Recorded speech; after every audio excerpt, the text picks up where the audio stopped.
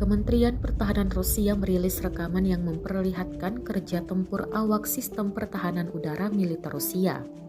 Rekamannya diunggah di Telegram Kemhan Rusia pada Rabu 5 Oktober 2022. Dalam keterangan unggahan disebutkan, mereka terus melakukan misi tempur untuk melindungi unit senapan bermotor dari serangan udara musuh.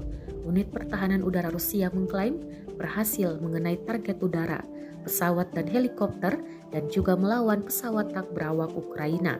Selama operasi khusus, hanya satu baterai anti pesawat Korps Marinir Armada Pasifik yang menghancurkan lebih dari 100 drone musuh, yang sebagian besar adalah UAV Bayraktar Turki.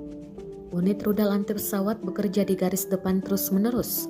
Mereka mempertahankan pertahanan udara sepanjang waktu dan sepenuhnya mengontrol langit di atas Donbas, termasuk melindungi warga sipil dari serangan udara dan sabotase udara oleh angkatan bersenjata Ukraina.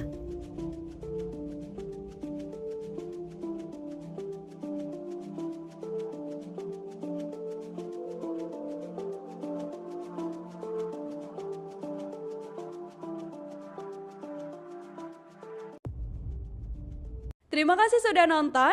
Jangan lupa like, subscribe, dan share ya.